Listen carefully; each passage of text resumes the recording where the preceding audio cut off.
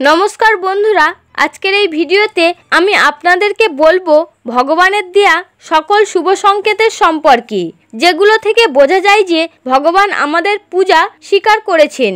বন্ধুরা, হিন্দু শাস্ত্রে ভগবানের পূজা করাকে এক বিশেষ মহত্ব দেয়া হয়েছে।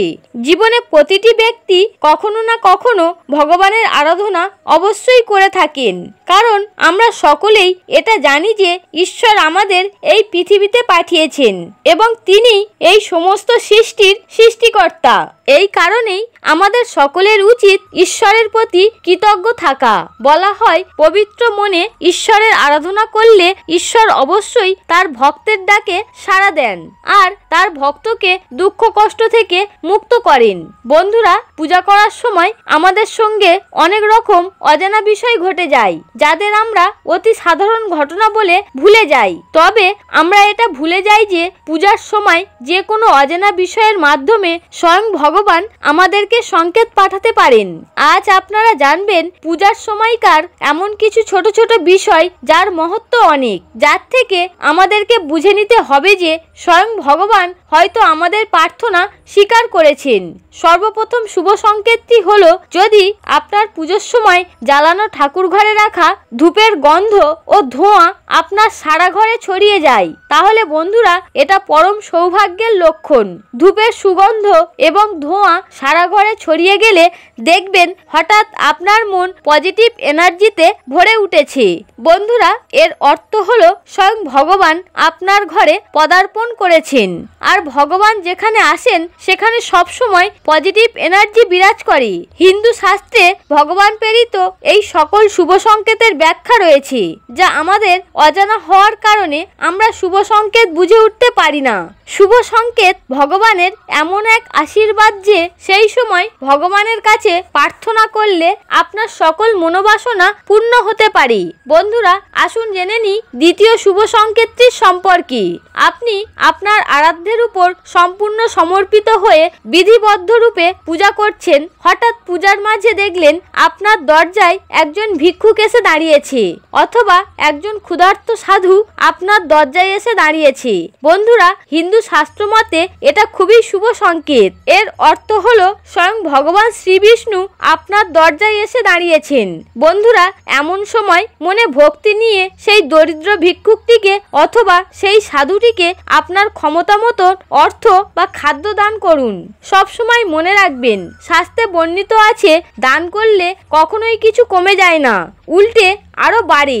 পূজার সময় কোনো ক্ষুধার্ত ভিক্ষুককে ভোজন করানো অত্যন্ত পুণ্যের কাজ। তাই বন্ধুরা, কখনো খালি হাতে কোনো ভিক্ষুককে বা সাধুকে আপনার বাড়ি থেকে ফিরিয়ে দেবেন না।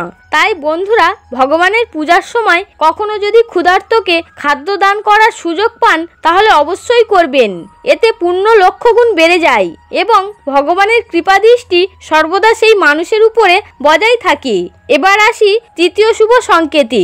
যদি বন্ধুরা আপনি দেখেন বিধিবদ্ধভাবে ভগবানের আরাধনার সময় ভগবানের সামনে রাখা প্রদীপের শিখা হঠাৎ করে বেড়ে গেছে, তাহলে এটা বুঝে নেবেন যে আপনার ঘরে স্বয়ং ভগবানের আগমন হয়েছে। এটা তারই শুভ সংকেত। শাস্ত্রমতে দীপের শিখা হঠাৎ বেড়ে যাওয়া ভগবানের উপস্থিতির প্রমাণ দেয়। সেই সময় একনিষ্ঠ মনে যদি প্রার্থনা করেন তাহলে ভগবান আপনার সমস্ত মনস্কামনা পূর্ণ করবেন।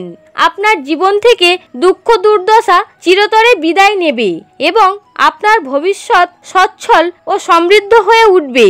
বন্ধুরা, এটাও একটা শুভ সংকেত যেটা আমরা পূজার সময় পাই, কিন্তু আমরা বুঝে উঠতে পারি না আর ভগবানের উপস্থিতির থেকেও নিজেকে বঞ্চিত করে ফেলি। তাই বন্ধুরা, এই শুভ সংকেতগুলো অবশ্যই স্মরণে রাখবেন এবং ভগবানের সম্মুখে সম্পূর্ণ সমর্পণে আরাধনায় লিপ্ত হয়ে নিজের মনস্কামনা ভগবানকে জানাবেন। চতুর্থ শুভ সংকেতটি হলো, পূজার সময় যদি ধূপের ধোঁয়া কোনো বিশেষ আকার ধারণ করে, যেমন ধরুন ওমের আকার, তাহলে শাস্ত্রমতে এটাকে খুবই শুভ মনে করা হয়। এর অর্থ হলো ভগবান আপনার আশেপাশেই আছেন আর আপনার প্রার্থনা তিনি গ্রহণ করছেন। বন্ধুরা, হিন্দু ধর্মমতে অতিথিদের ভগবানের মর্যাদা দেয়া হয়। কথায় বলে অতিথি নারায়ণ। আর যদি কোনো অতিথি আপনার বাড়িতে পূজার সময় এসে উপস্থিত হয়, তখন তাকে সম্পূর্ণ ভগবানের রূপ মনে করা হয়, আর তাই এটা শুভ সংকেতও মানা হয়। বন্ধুরা, আমাদের সকলেরই এটা মাথায় রাখতে হবে যে আমরা যেন কখনোই ঘরে আসা অতিথিদের অপমান না করি।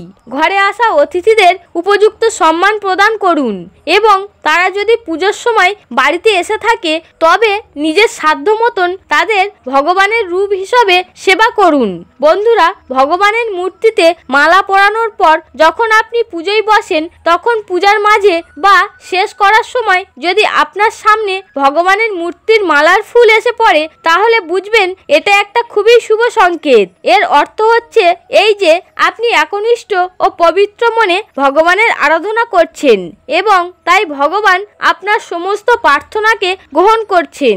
বন্ধুরা, শাস্ত্রমতে যে বাড়িতে এমন শুভ সংকেত ভগবান দেন, সেই বাড়িতে সুখ সমৃদ্ধি ভরে ওঠে। সেই সব বাড়ির উপরে ভগবানের কৃপা সর্বদা বজায় থাকে এবং ভগবানের উপস্থিতির কারণে বাড়িতে সকল সদস্যদের মধ্যে সুখ ও শান্তির পরিবেশ থাকে। বন্ধুরা, এই সংকেতগুলো যদি আপনারাও পুজোর সময় পেয়ে থাকেন, তাহলে বিশ্বাস করুন আপনার উপরে স্বয়ং ভগবানের কৃপাদৃষ্টি রয়েছে এবং আপনার জীবনে সুখ ও সমৃদ্ধিতে ভরে উঠবে এবং আপনার বাড়িতে শান্তির পরিবেশ সর্বদা বিরাজ করবে। বন্ধুরা, আপনারাও যদি এই সংকেতগুলোর মধ্যে কোনো একটি সংকেত পেয়ে থাকেন, তাহলে অবশ্যই কমেন্টে জয় শ্রীকৃষ্ণ লিখতে ভুলবেন না। হরে কৃষ্ণ। বন্ধুরা, ভিডিওটি দেখে যদি ভালো লাগে তাহলে অবশ্যই একটি লাইক করবেন এবং এই চ্যানেলে যারা নতুন তারা অবশ্যই চ্যানেলটি সাবস্ক্রাইব করে নেবেন এবং সবাইকে শেয়ার করে দেবেন, যাতে তারাও ভিডিওটি দেখে উপকৃত হতে পারে।